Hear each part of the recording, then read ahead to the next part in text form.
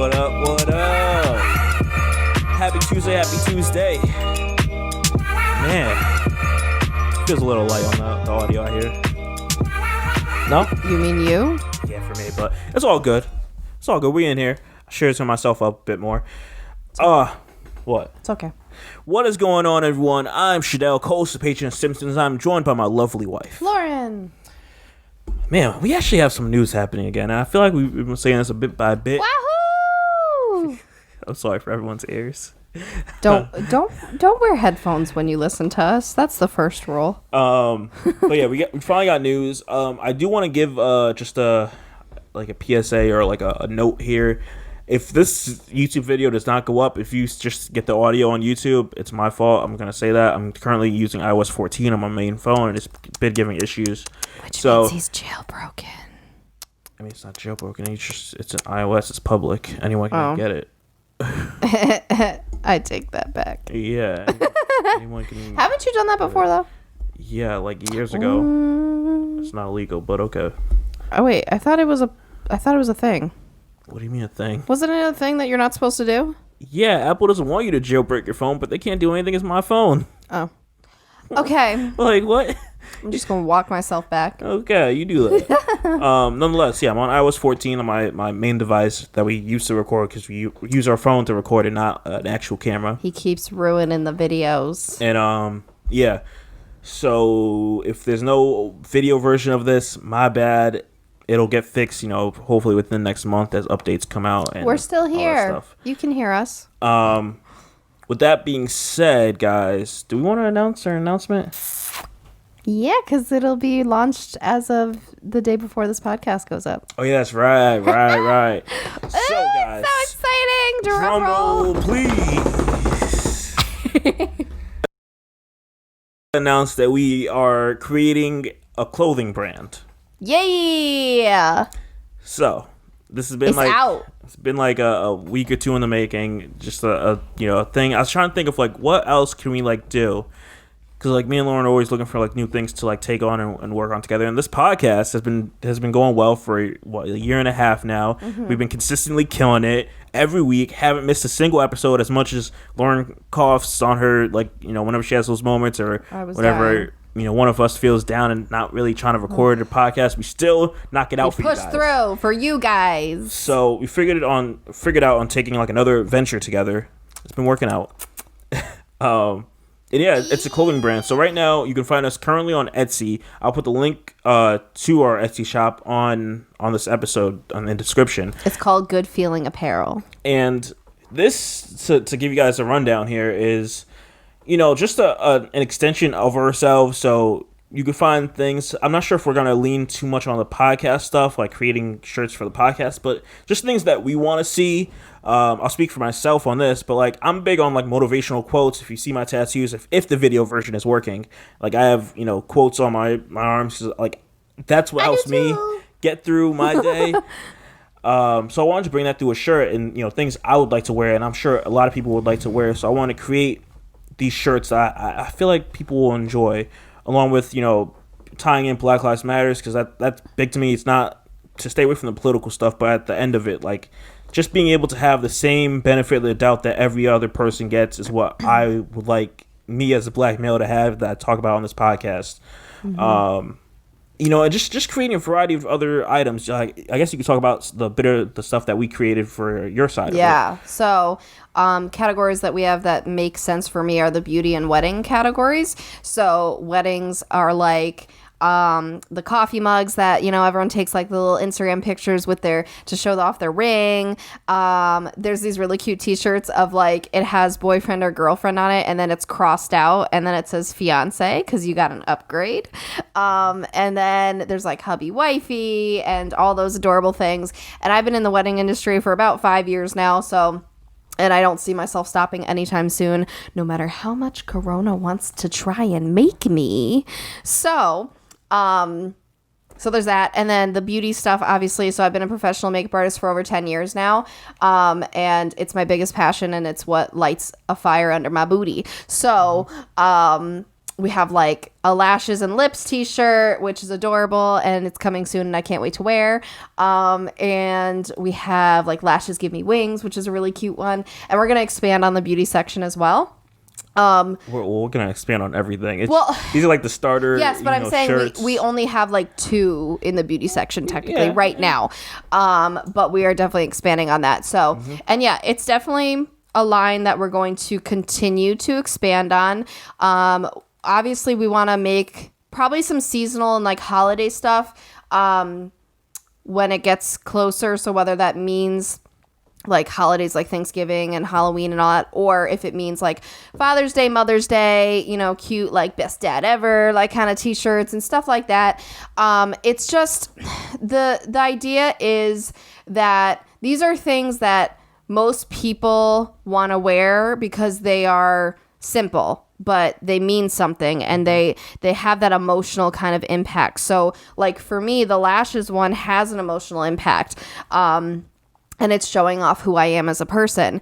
And then like you were saying, like the quotes, I mean, anybody pretty much can relate to the inspirational quotes and just feeling like a badass. So that's kind of like the idea behind it is we're not making stuff that is too like detailed and fluff and like overwhelming to look at. It's just like, this is who I am as a person. This is like what I want to show off to the world about me. So, and that's kind of like why we're sticking with a lot of t-shirts, because everyone can wear a good t-shirt. They're t-shirts that are going to fit everybody. So they're not like the super uncomfortable fitting like women's t-shirts, and they're, you know, good for any size. And what else?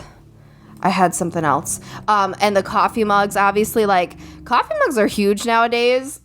And I know I love a cute coffee mug. My favorite actually happens to be a coffee mug that has lashes on it. So there you go. But we have like sayings on them. And then right now we're also branching out into the face mask category because that's like a huge thing right now. Not sure if that'll stay around forever, obviously. Hopefully not. Hopefully not. But yeah, so that's what we got going on. I'm super excited about it. And it officially was announced yesterday as of when this podcast is going live. And you can find us on Instagram, Pinterest, Facebook. It's just Good Feeling Apparel. Yeah, and I'll put all the links in the description for you to follow us or check us out there.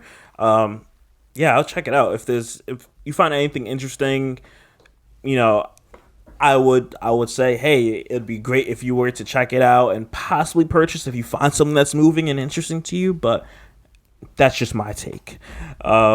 We do have 10% off and free shipping right now, so I mean, you might want to jump. Yeah, we currently have our little grand opening. Yeah, our grand opening sale. But yeah, I'm looking forward to seeing where this venture goes. Seeing how well we do with the podcast. This is just another extension that I felt was like fits with what we're trying to do, and just, you know, putting out good content, putting out good clothing. Yeah, I really dig this. So I'm looking forward to it. I've been busting my butt over like the past 2 weeks, like trying to put everything together and get it organized. Getting in launch mode. We're waiting on our shirts to come in. Once our shirts start coming in, you'll see us rock them on the podcast as we get new as we create more content and put it out there and everything. So that's going to be great and dope and everything. So please check us out. All our links are in the description for our new clothing company. Yeah, with that being said, I don't think we have anything else. Personal plug. Shameless plug. I mean, it's good to have an ad about us versus an ad from another company. That's true. That doesn't happen often. So, yay! So, moving on to possibly heavier stuff. Not really. But I want to say this happened like after our podcast came out or around then. But Naya Rivera was found. Of course, not the good outcome that we all wanted to happen. Her body was found. Yeah. Yeah. And it literally happened, I think, a couple hours after we recorded our podcast. Yeah. So it was bad timing because then our podcast went out. We're talking about like as if she wasn't. So.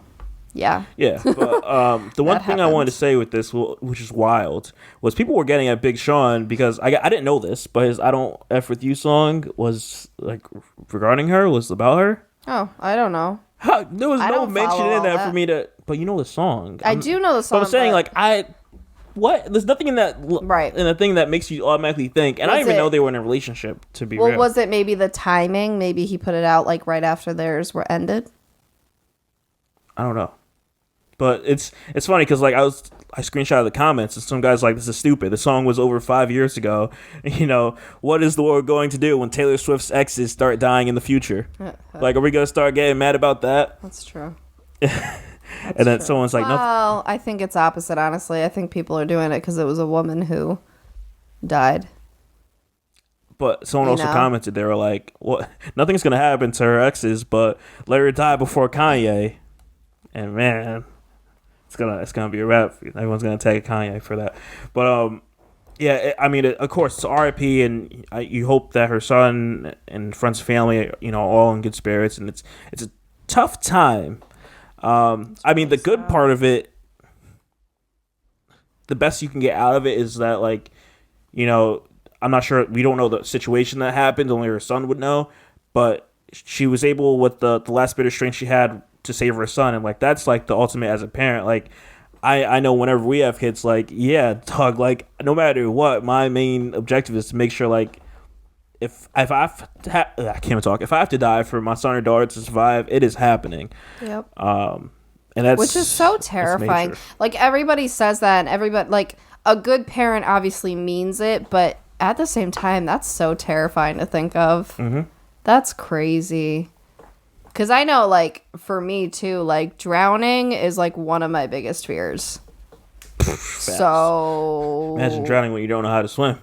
Well, yeah, so that's the thing is well, I don't know if it was just a matter of not knowing how to swim, or they said how there was, like, all these, like, what are those I'm saying called? For me. Oh, no, I know, but because she didn't have the life jacket on, but... There were all these, what are those called? They were saying, the whirlpools? Like whirlpools that were like, known in that area. Because I don't think it was just a matter of she didn't know how to swim, because... I think something just drawing her in. People don't, so I mean, that's always a possibility, but still. Mm-hmm. But wow. That's terrifying. Yeah. And also, he's 4, so like, he may only have a few memories of her, which is really sad. Because personally, I don't remember anything before I was 4. Mm-hmm. So... Yeah. That's sad. Yeah. So, I mean... Because, like, you would want to know your mom for who she was versus, like, the TV personality. You know, that everybody else knows. Yeah. So. Yeah. Hope for the best. There's so many things that happened, dog. So, as we know, as I'm sure a lot of people know, Nick Cannon was ousted in the media here. Because of his comments he said on his podcast. He was with Public Enemy's Professor Griff, and I didn't know this at the time, but Professor Griff got kicked out of Public Enemy, or he left, or whatever the case is, for his like anti-Semitic takes or opinions, views, however you want to call it. So I like how this, like, not recording for a bit gave me at least time to like think about this and understand, because when this clip first came out, I'm sitting there thinking he's talking about white people because he's using the, you know, things that, because that's what you made it seem like. That's what I thought. So back in the day when, you know, how white people were like, even now they're like, they call black people like animals, thugs, you know, all that stuff. So I thought he was using words to say like back at them. You know, if you're looking back at the past, who has always been the aggressor? Right. We can look at Thanksgiving. We can look at, you know, the craziness with the Columbus statues, like, right, like who's hanging who, Black Wall Street, like strange fruit, like can we can we talk about how like at hangings and stuff, like literally like it would be this group of people smiling in a photo, like, wow, yeah, what a time. Like I can't imagine doing that. I thought he was talking about white people, but no, he was talking about Jewish people or related to also it being Jewish people when he brought up like the Rothschilds, which I don't know much about. Okay. The way Nick Cannon did this, he thought he was educated. Like, dog, I've dug into this topic to like understand it a bit more. I still need to do more understanding because I'm still learning from it. Mm-hmm. But he thought he was doing what he was saying was correct based on what he was taught or what he learns, like how we, you know, learn from different people or, you know, pick up different things from other notable people that we believe and trust in. So I get where he's coming from, where he said some things that were touchy, he shouldn't have done it. And man, he got burned. And it's touchy when you're like someone that has a platform and you're saying these things, and it's like, you should probably not say them, especially with someone that has been ousted or has been, kicked out of their group, disbanded, whatever, such as Professor Griff from Public Enemy for saying these, anti-Semitic comments. I can't believe it too, because if you think about it, I mean, Jewish people are obviously a whole group of people who have also been oppressed in the past and had major things against them, i.e. the Holocaust. So I feel like as a black person, correct me if I'm wrong, but you guys have common ground where you both have pasts of like people taking severe advantage of your culture, family, ancestors, all that. And I mean, I feel like there's common ground there versus going against each other. Well, and so here's the thing. There's 2 points I want to make with that. I totally understand, because me being a black person, I never want to oppress another person or group, because I know what it feels like. So yeah. But I feel like, similar to like the Illuminati thing, I'm not sure how true it is because I'm not in the entertainment field, but it's told to me, listening to rap music and listening to these notable figures, that like Jewish people, supposedly, I'm not sure how true this is or not, so don't, back me into a corner here, that like they hold like power and like these I don't know what we call it, like, they're big forces in certain places in entertainment. So that's why it's always looked at where like, yeah, like these Jewish people have like a leg up and can make things happen. If that's true, is it the worst thing to see that they came from such a devastating era and then made it through to then become that, similar to what you would want? Yeah, but I feel like there's an issue where it's like they were able to make it out of that. But at the end of the day, whether you're Jewish or not, you still look white. I'm aware. So that's the thing. Like, yes. now I feel like some black people kind of feel, I would say more so the notable ones. It's not you look white, you are white. Well, because it's pretty much. The thing is, like, Caucasian white is the race, the skin color, but then there's the branches of like Italian, Polish, Jewish, like Russian, all of those areas. And so yep. And I feel like there's like a bit of dislike for Jewish people, because it's like, yo, you guys were oppressed just like us, but because you are white and you're able to be passable in a lot of situations, right, we're sitting here, and we were segregated to certain groups of, towns and cities and states where only black people can be in there, and then we're still sitting here to this day struggling.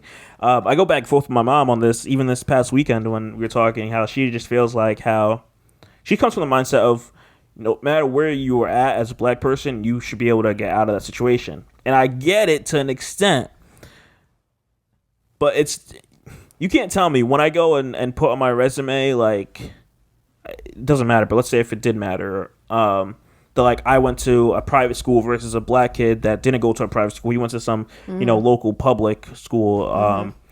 You don't think that person's going to be like, well, this person went to a private school and they can speak better, it sounds, after talking with them and everything. Speak better is the nice way to put what they'd probably be thinking. Yeah. And it's like, I get it, but the reason I had the advantage of my parents being able to send me to private school and had that leg up. Like, some people don't have that. Well, I think where your mom may be coming from is because she's an immigrant and she is a product of showing that and being like, hey, I came from another country and I still was able to, check off X, Y, and Z. And I think that's maybe where her mindset is, because obviously immigrants have a whole other thing against them. I get it, But to a certain point, I'm like, I don't really agree. Like, I get it. Right. Yeah, we can all make a name for ourselves, but it's like, I get it. I think it's different there's different parts of America, especially.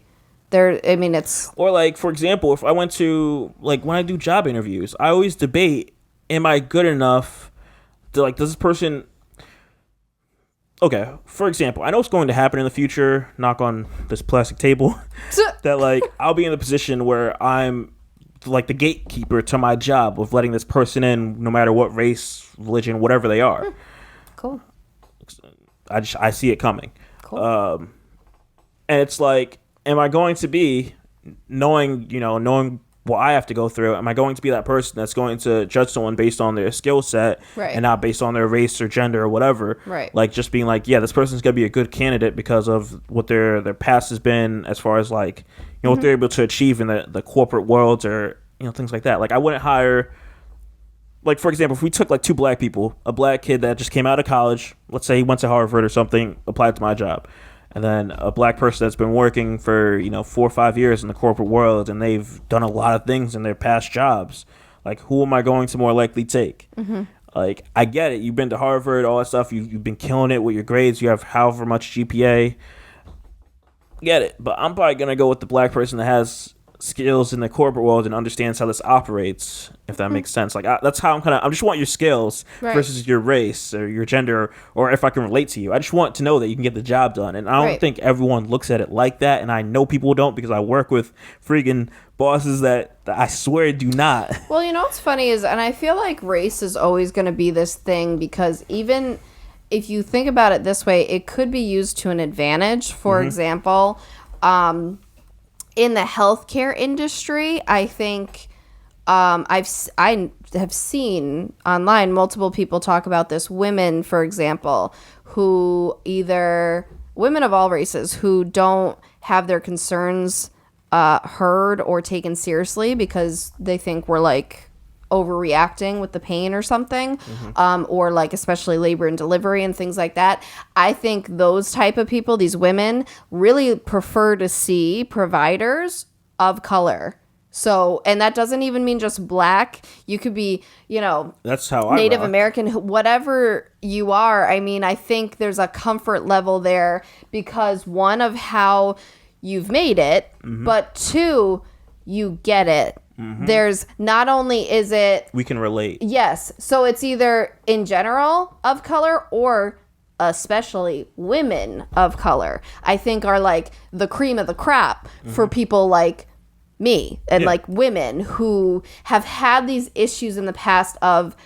Because I even had it in the past. It was a man of color, but he completely dismissed my condition, which since has been fully diagnosed as a reality. It's a real thing. And then I have been able to work on. And that's one of those things that sticks with you, is, like, you completely dismissed a very real thing that was happening. And so I know that, like, a lot of women, they can fully appreciate women of color being in the healthcare industry in particular. I love how, like, when we were going to therapy, like, however many years ago, I love that we had a black woman. Yeah. Like, and compared to, like, her. She was, like, real. Yeah, and then we went to like a white woman. No knock on this lady, but she was trash.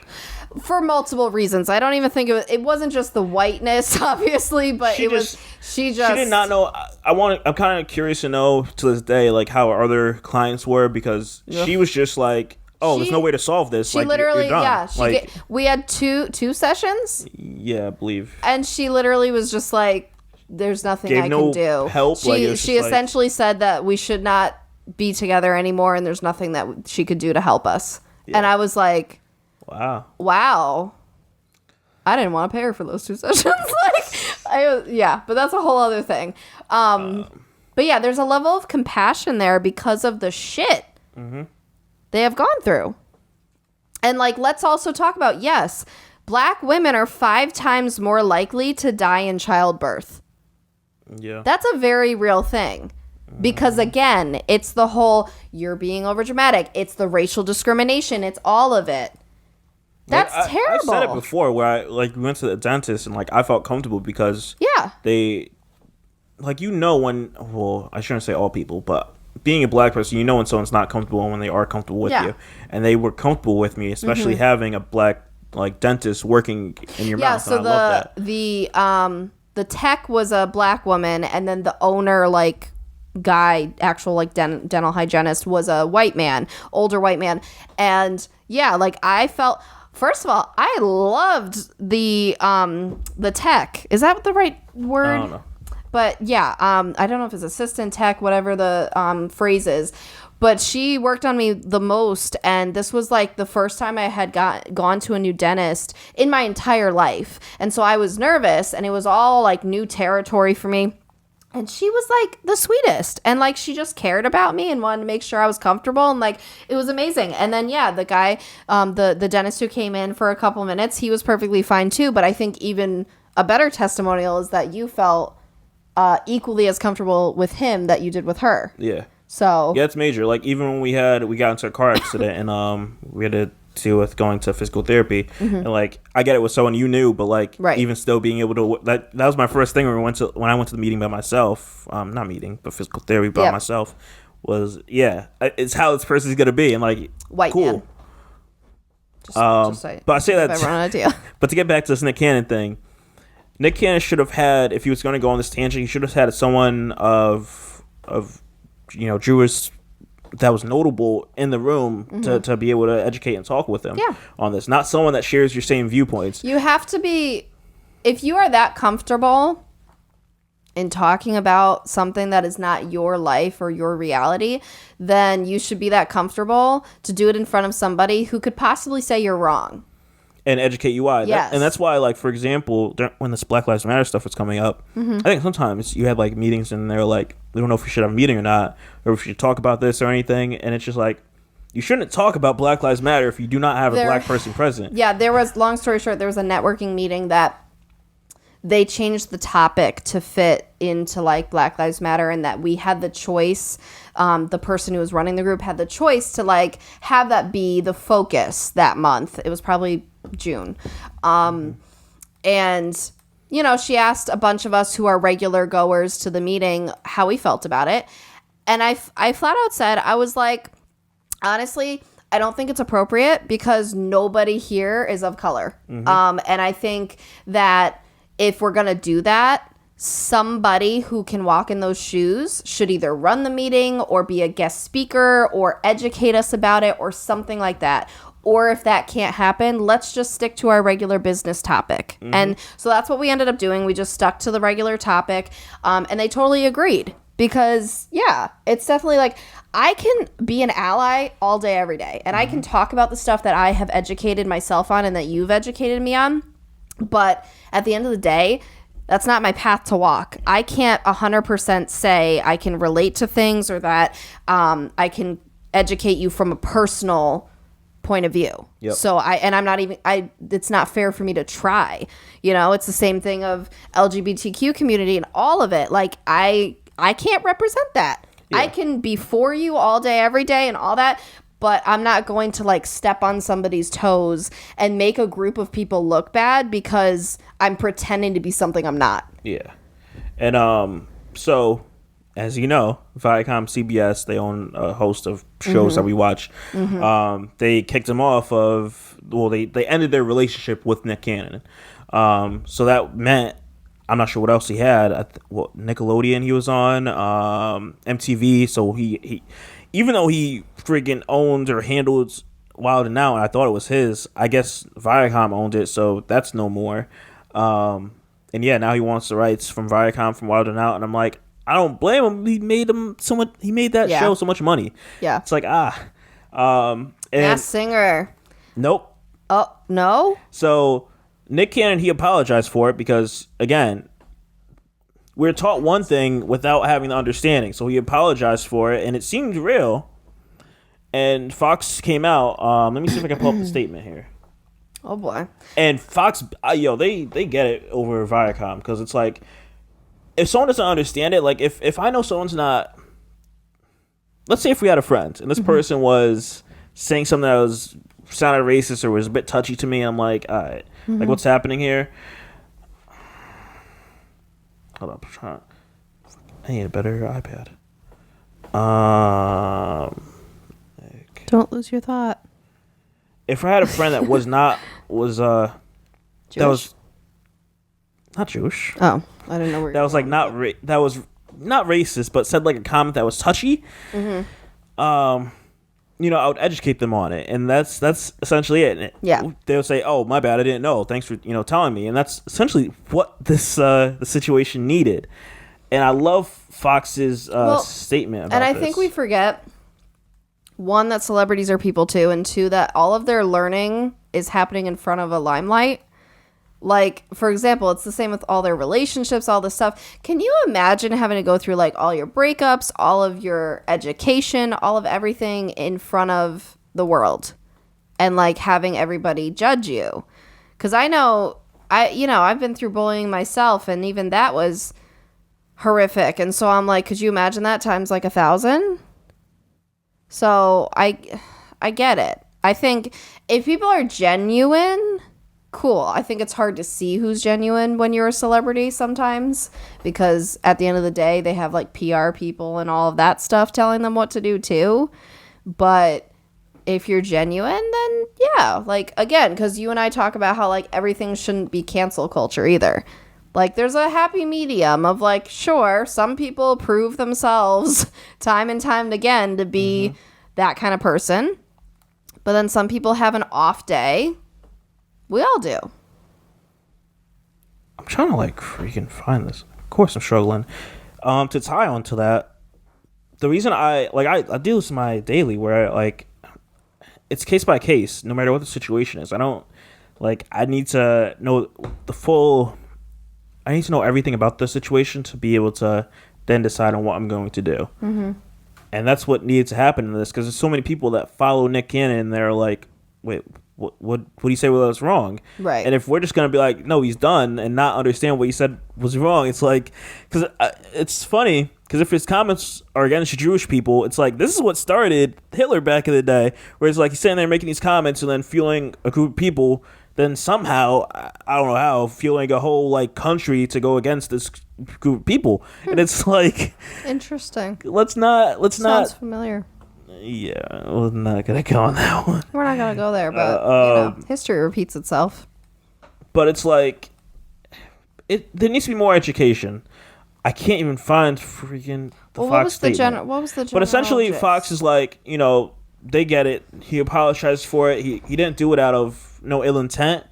So he'll still be hosting The Masked Singer. Wow. Okay. Cool. Because I was curious how that was gonna go. I didn't know if, because I think it's been 3 or 4 seasons. I didn't know if they were just gonna cancel it or if they would find someone else, because I feel like the finding someone else would be weird, because then he doesn't have the same rapport with the judges and like the just banter and all this different stuff. Well, yeah, so it's like flows, so it's touchy. Yeah. But so I was curious how that would go. They handle it in the appropriate way versus Viacom just like flat out like, nope, we're not like.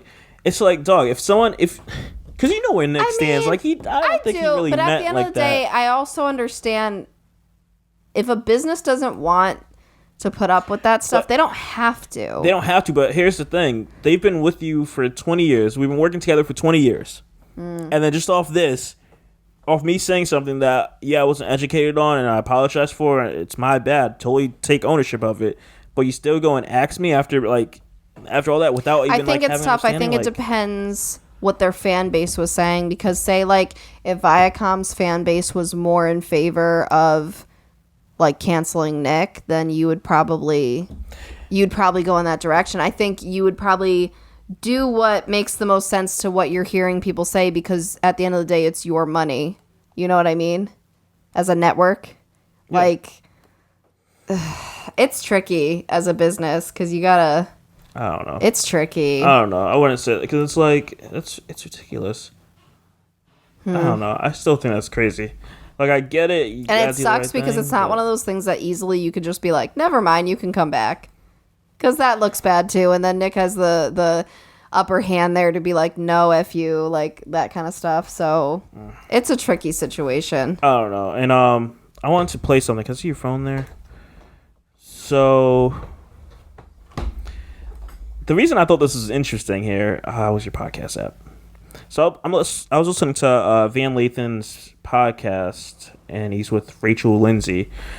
They have this podcast that I'm like, I just started getting into.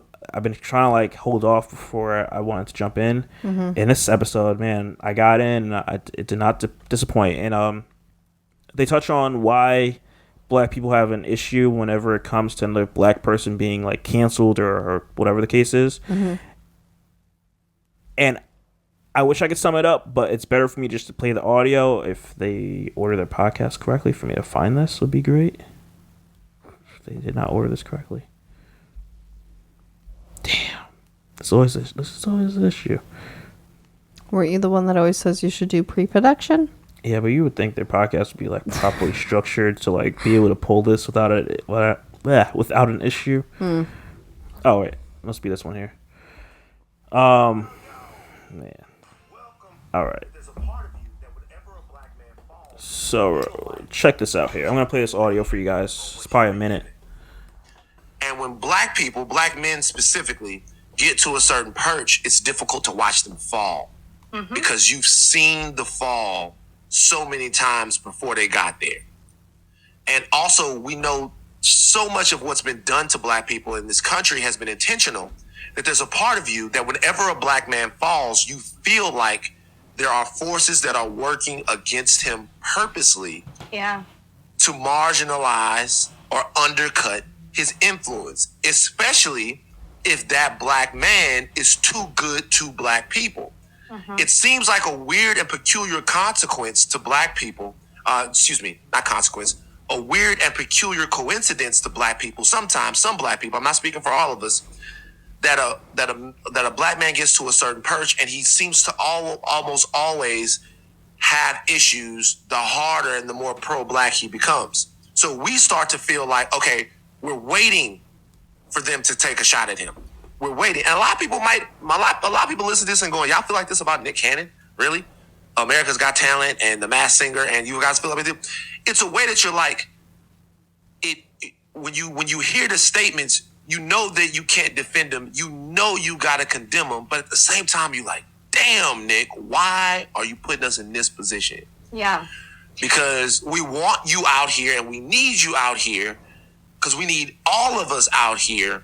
And we're back in this spot of emotionally, politically, and intellectually having to get into conversations that, we really shouldn't be having to get into. So what I'm getting from that is that, like, if you're a black person, you still have to watch what you say all the time? No, so... Is that what... Essentially, the section is about lost trauma and how... I know you probably don't have to deal with this, but as a black person, this is why it hurts so much that Pop Smoke passed. And he summed it up perfectly. As black people, there's not a lot of us, but when you have the potential and you have greatness in you and you're able to, in my mom's case, make it out of the sucky situation you are and make it to better things, like Nick, where he has wilding out and puts on, 30, 40 people. A lot of them are black, Spanish, When you've helped so many people along the way and there's so much potential there, and then there's not a lot of black people compared to white people that are popping. Like in this entertainment field or whatever. So it's like whenever they get taken down, it's an issue. OJ, popular example. A lot of black people during that time did not want OJ to go down because there wasn't a lot of people like OJ. You had a lot of white people. You don't care if this one gets taken down because they're a drug addict or this one's crazy or whatever. Like, you have a lot to sit here and pick from. We don't have a lot to sit here and be like, yo, this person made it, we can look up to them. So it's like when someone like Nick that puts on a lot of people is taken down, it hurts. Like it's like he put himself in a sucky situation. So it's like you feel like you have to back him even though he was in the wrong with what he said. Does that make sense? Yeah. Yeah. That's why it sums up. I'm like, this is how I feel about Pop Smoke. Like, so yeah, there's so much trauma around black people just losing their potential because of this. I can understand it from, I guess, a female point of view, because it's the same thing of the whole idea of wanting to build other women up and wanting to see them successful and wanting to like cheer on like a female owned company or like things like that. are important to us because similarly how we have some obstacles to overcome Yeah. of the infamous white man Yeah. and pay gaps and being taken seriously, being sexually harassed, like all this different stuff, having to prove ourselves a little bit more than we should have to. So I guess I get it from that point of view. And then it's like there's not a lot of women, so one girl goes through something or has something allegedly said on her, and it's like, come on, like you were the one I was pushing for. Like the one that comes to mind maybe is like Nasty Gal. Like let's say if something happened to like her brand, something wild came out about her, and it's like you were killing it. You're at the top of your game, and like you said something crazy, and it's just like Girl Boss. That's one of my fave books. But yeah, that's my thoughts on this Nick Cannon stuff. Have anything to add? Anything else? No, I get it from that point of view.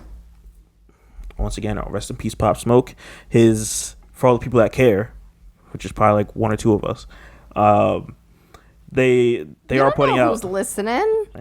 They are putting out a Pop Smoke deluxe album, I believe, this Friday. So I'm looking forward to that. That was fast. It is, but I need it. I need that music. So I want to talk about this Meg Thee Stallion and Tory Lanez situation here, and I feel like it's a bit worse than Rihanna and Chris Brown. I mean, a gun was involved. I don't think so. Arguably, I didn't know that they were together. This was beyond me, so I had no idea. I didn't either. But she's one of those that like will always portray like she's a badass single female. Pretty know much. what I mean? So essentially, I guess they had a party up in like Hollywood Hills. Kylie Jenner was there. They're all hanging out and stuff. And I guess at some point, social distancing in California. It gets hot. You got to stay in pools and get close to your friends. California just shut down, but who cares? So my assumption with this is how I'm playing this out is like, Tori's like, yo, Kylie's having a party, Meg, you want to come? And Meg's like, sure, can I bring a friend? Meg brings her friend. I guess her friend's name is Kelsey Nicole, if that matters. And they go to this party. And I'm not sure what may have happened that to transpire from Tory shooting Meg Thee Stallion or allegedly shooting, because we don't know for sure. I will say that Tory just seems like that aggressive guy, because I believe last year when people were making fun of him and like this rapper named Dax, for those that are rap fans, he made like some like line about Tory or something like that, and Tory got all offended and pulled up on Dax and like threatened him and all that stuff, and it's just like it wasn't necessary. And I feel like Tory he gives me that like anger management type of vibe, like he needs it. And I'm just like, So I kind of have a feeling that like Meg wanted to go do something, or maybe let's say Tory wanted to leave and Meg doesn't want to leave because she's having a good time with her and a friend or whatever. And I just feel like he probably got aggressive. And just making my own thoughts, views on whatever possibly happens. And he was like, probably pulled out his gun. Meg's like, you're not really gonna shoot me, right? That's how I envision it in my head. And she's looking at this guy, being like, he's crazy. Like, yeah, right. He's not gonna do this. And then like he probably tried shooting next to her, and then actually shot her. Is my thought. One, no matter what, pulling a gun on a girl is wild, especially when she's not. Person is a problem. True. What? Like what? Why? The only reason I would pull a gun on somebody is if they're coming at me trying to hurt or kill me. I guess we make it acceptable because it's whenever it's guy on guy, it's like something may have happened. It's still not cool. People need to go back to kindergarten and like learn basic like golden rules. But at the end of it, it's just like there's no reason, unless Meg is coming at you with a knife or something, that you should pull a gun on her and shoot her, whether it's near her leg, at her leg, whatever. And it's like, it's tough to know what's true because, of course, nothing's going to come out yet. Yeah. But I believe it was her hairstylist or someone on her team said, tweeted, they're like, Tory Lanez, you're a marked man. Like, and that doesn't look good. Because if it comes out that, he intentionally shot her, his career is pretty much over. Like, people ride for Meg. I'm not even. Well, that, and like, again, it's a woman. It's the same dynamic of Chris Brown and Rihanna, and there you go. And like, there's a whole video. I assume it's shot from like a, what do you call it? From a helicopter, where the police, I guess since they were fighting, and I assume the shot happened, and then they drove off. Someone called the police, and said what their vehicle was and everything, and the police stopped them and took Meg to the hospital and all that stuff. And she said she's all right. She'll make a full recovery. But like, and like, yeah, I guess this is her, and you can see like the blood. Can you imagine too? And like, not for nothing, like her legs, and like she's known for like squatting and doing all that stuff on her legs. And that stuff is not easy as it is, like in the heels and like all those movements. And now if you have to like rehab your legs. I'm just going to say this now. If it is true, dog, we better. There's some money in that. I'm just saying. There's no questioning. There's no, maybe Tory meant to do this. He's canceled if he actually shot her. Like, it's not. Right. So like, this is another example of that's someone to cancel. Crossing a line. Like, again, unless you're like breaking into my house or intentionally trying to hurt or kill me, why would I pull a gun on anybody? That it just seems that's just because I'm mad. Okay, really? So we're gonna potentially kill somebody? It's just a toxic relationship, and it's like, in what situation do you need to be in that you need to have a gun on you? Also, if you're going out to like if it's just a party, you're hanging out with friends, and you feel like you need to have a gun with you. I'm like, do you really need to be there? Yeah. Like, let's be real. Yeah, there's a lot to this. Thankfully everyone's safe, no one's hurt, but yeah, that was seems pretty toxic, and I hope that gets figured out. PSA, I'm waiting to see if our dog barks because Amazon Prime is here. No. So, just warning people if that happens. Damn, we're cruising. Yeah, I think I had some other things on the docket. I mean, just to share this here, not to get political. Oh boy. But oh yeah, I see the guy coming down. He got a bright shirt. He wants you to know that he's from Amazon. The bright. Watch, he's gonna ring the doorbell and the dog's gonna spaz out. She'll be like, She's like chill right now. I'm waiting for this doorbell to ring. Maybe not. Oh, cool. All right. So I'm gonna talk about this real quick. So Governor, what? I don't know. I'm waiting to see him appear again. He's trying to debate on which door is which. Right. So the Georgia governor filed a lawsuit against Atlanta for forcing people to wear a mask. I'm not trying to get political. The guy walked out. Oh. Not trying to get political. But, dog, I get it. The masks are not comfortable. They're not fun. We don't like them. I totally get it. It's annoying. I have to wear them to the gym every single day. I get it. I have to wear them to work.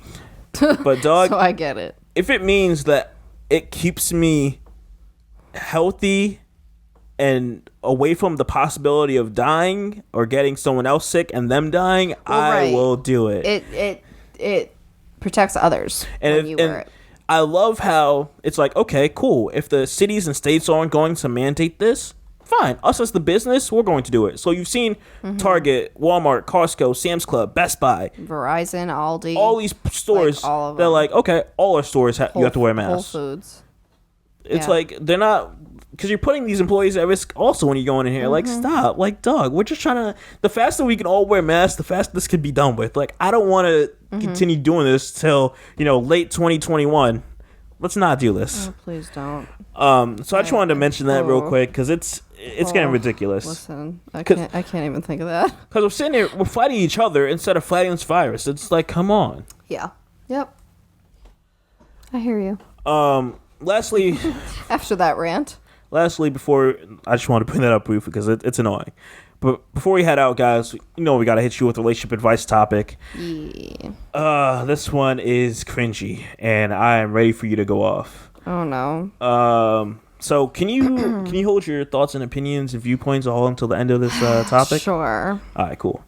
So this one is my boyfriend, who's 20, and this girl is also 20, said that I was embarrassing him while I was giving birth to our baby. Oh, they're young for that. Yeah. They are young, and he is very young and immature. No judgment. I'm just saying. All right.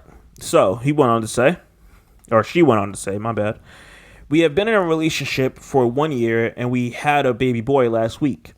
Oh my gosh, they got pregnant fast. Sorry. I had a natural birth, and my boyfriend was there throughout the whole process. I screamed a lot, and each time I did, he whispered something like, "Can you stop screaming?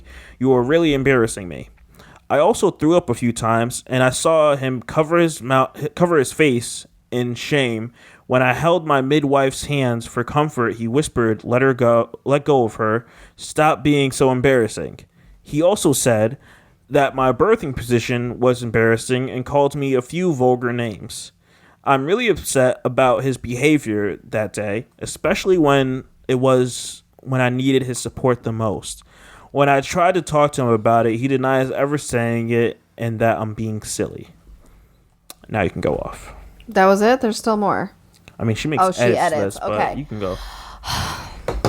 First of all, this is where it's showing your age. That is completely immature. Mm-hmm. Like, basically anyone knows, okay? Most people who genuinely want to have kids and are also in a healthy relationship in place to do so, everyone kind of knows, yes, it's a difficult experience, but it's going to be a good one. And usually, if anything, it can bring couples closer together. Again, if you're in that mindset, if you're in that, a good relationship. And oh my gosh, that infuriates me because, okay, first of all, this is where you have to get the simulator on his balls and turn it all the way up and just leave. Just let him deal with that for hours on end. Because at the end of the day, they will never understand what that's like. And I obviously cannot speak from experience yet. So, but I can anticipate that it's as bad as most women say it is. It's one of those things that I think at the end of it, I'll feel like a badass and I'll feel amazing for like what I just did. But during it, yeah, it's not going to be fun. And here's the thing. So moaning, screaming, crying, all of the reactions to the pain you're in are completely acceptable, should not be made fun of, should not be judged. If anything, again, yes, you should get support. Let me crush your hand until you can't feel it anymore. Or let me scream in your ear because I have to. Or rub my lower back because of the back labor. Or whatever it is going on. That's where the partner should be helpful, is anywhere they can. Because a lot of partners actually end up saying that they feel really helpless and useless during labor because they feel like they can't do much because they can't physically take the pain away and they can't meet in the middle there. So vomiting happens. The vomiting, the pooping while you give birth, all of this stuff is a natural thing that can happen. It's a side effect of giving birth. And again, it sucks. And you should be helped. I remember, way back when I had my ovarian cyst, and this was back in the beginning of our relationship, and he was there in the bathroom with me as things are happening on both ends, and it's a terrible situation. And it was embarrassing for me, because I felt, it sucks to have your partner see that and be present. But at the same time, it was just helpful to have somebody while you're at your weakest, aid you. And I just can't imagine that. I would be so infuriated. I would be embarrassed for how he's acting, because that's not man behavior. That's not partner behavior. That's terrible. Literally, it's when I give birth, you do whatever the heck I say, is how I see it. Is for that, however many hours, it could be 2 hours of labor, it could be 36 hours of labor. Whatever it's going to be, if I say I need ice, go get it. If I say rub my lower back, do it. If I say bounce with me on the ball, do it. Whatever it is, that's it. That's your role as the partner, okay? And that's not a lot to ask for when the woman has carried the baby and endured all those side effects for 9 months and then has to do the actual labor and delivery part. And then the fucking after part of healing and everything. So Woo! That just gets me. I'm hot now. That just gets me on another level. Because, like, of course, we've been talking about the future and, like, you know, when babies can happen in a few years and stuff like that. And so it's just, ooh, it feels like more present and real. Wow. And also the birthing position. Come on. What I'm imagining might have happened is maybe she gave birth, like on her hands and knees or like something like that, because there are multiple birthing positions, and believe it or not, they say the laying down is actually not as effective because it naturally doesn't like bear down and push out. So a lot of times they say like to crouch and you like hold a bar, or to do the hands and knees method. And that's just ridiculous. Come on. How is it embarrassing? It doesn't matter how I get this baby out, as long as I get the baby out. Like, it just, who cares? The only one who cares is you. Because I assure you, nobody else in that room cares. They all are used to this. This is their job. And also, I'm sorry, having the audacity to tell the midwife not to hold my hand on top of you not being able to hold my hand. Ooh. All right, please tell me you have some opinions. Yeah, when I read this, I was just like, whew, I'm hot. This isn't a man. Like, Again, I think the age is showing. That's really, I hope it's just the age, but that might be the person he is too. Who knows? It seems like the person. Ugh. It seems like a person. Like, because I'd be the same. I'd handle it the same way. I would if I was that never age. let you live that down. Like, that's not okay. Dog, what I hope, because it hasn't happened yet. Right. I hope to just, to be just the robot in the room. Like, yo, if you need something, I'll just, there's not a yes, no. Like, the end goal is just to have the kid and, like, have it be successful and have you be as comfortable as possible in a, not great situation. Right. And it's like, yo, you sit here whispering, say, let go of the midwife. Say, like, yo, if you want to scream, if that what makes you feel like you can get the baby out better, scream. I don't care. Yes. Like, I'm not gonna tell you, yo, quiet down. You're having a baby. Please. You have all the emotions you want. Like, I was just like, if this was my friend and his girlfriend told me that he did this, I'm going to joke on you because that sounds ridiculous. Like, what are you talking about? Like, this.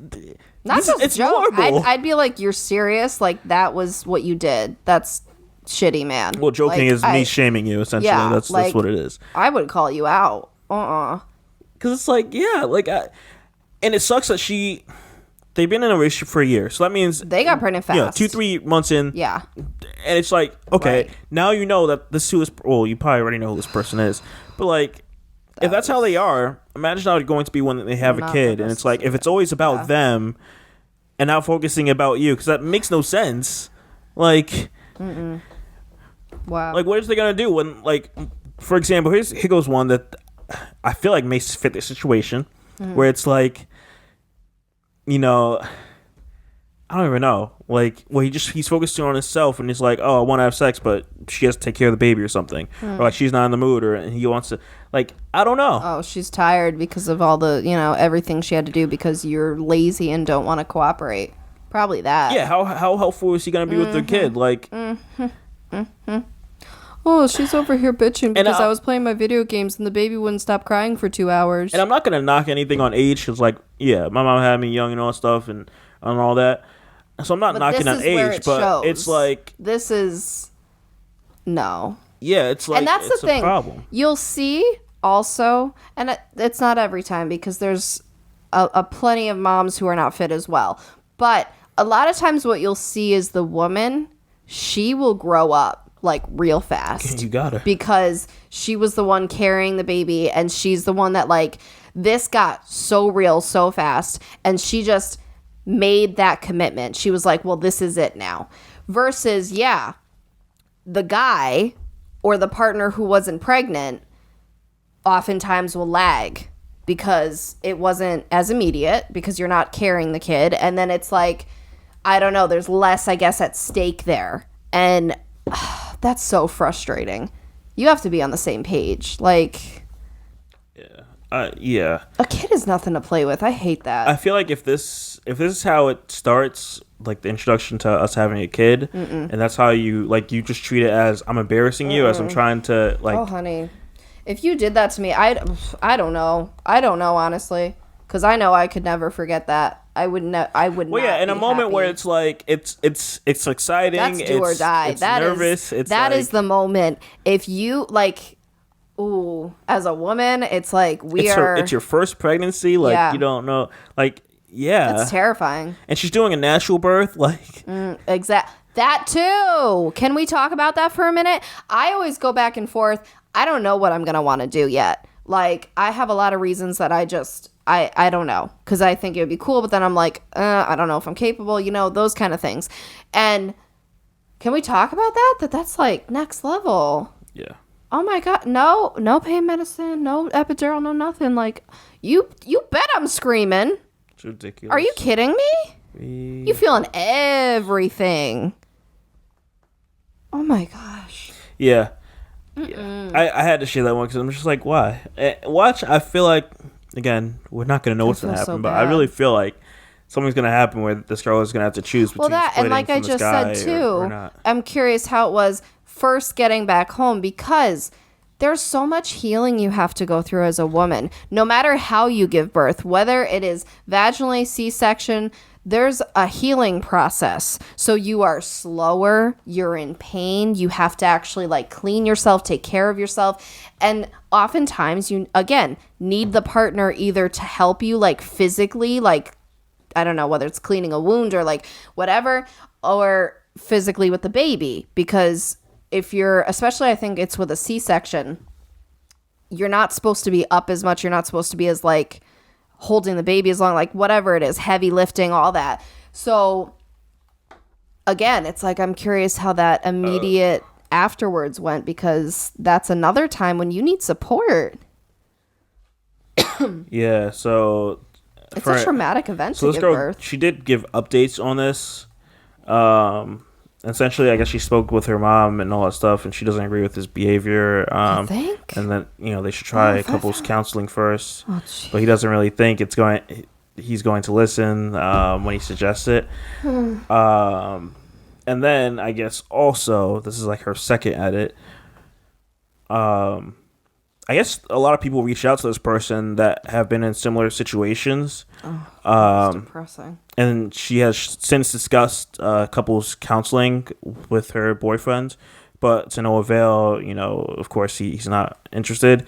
So her mom is suggesting, and her mom is agreeing that she should stay with her until she finds a new place for herself and the baby. Nice. Good mom. And she hasn't said Good anything job.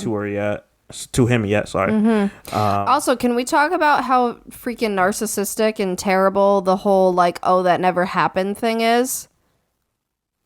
How dare you tell me, how dare you gaslight the fact that I was in the most pain of my life, the most traumatic situation I've been in my life.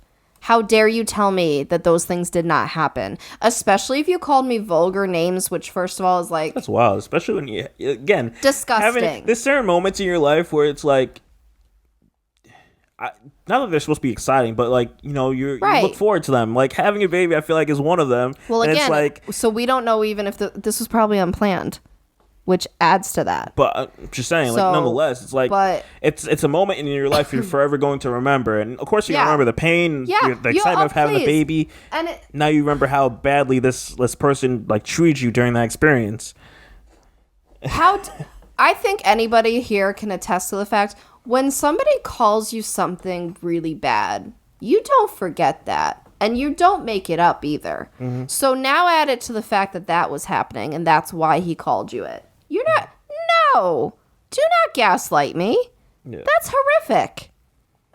I bet the vulgar names he was probably saying, I feel it probably have to be with hoe or slut or something. That comes to mind. Because what else can you say? Or something. I don't know. I kind of feel like that. Because if you're talking about the positions that they have to be in and all that stuff, I don't know. I kind of feel if you're that immature. Which is so, right. Again, completely immature. Because yes, hands and knees obviously looks like something sexual, but it is anything but. I'm trying to push a baby out. Are you kidding me? Nobody, and I assure you, nobody's thinking that in that room except you. They're just like, we're trying to get this baby out Nobody. so we can get on with our lives here. Like, that's it. Exactly. Like, same thing if you're, like, contracting and you're, like, holding, like, the bed sheets and you're over here, like, rubbing the lower back and stuff. Like, nobody's thinking any of these things. Like, that just... I'm done. Yeah. I'm done. I had to bring that up. That was some, probably like, the most ridiculous one we've talked about. I can't take that. All right. Well, Don't be that guy. That's the moral of the story. in the words of Philip DeFranco, don't be stupid. Pretty much. All right, guys. Well, we're going to wrap this bad boy up. Once again, I'm going to continue to mention this at the beginning and end of our episodes. Please check out our shop, our Etsy shop, which you can find in the description.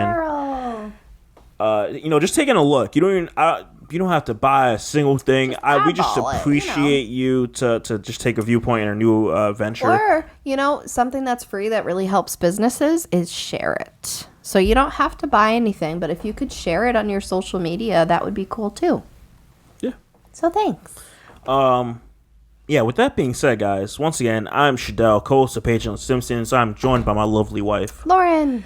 and we will see you guys next week. Bye. Peace out.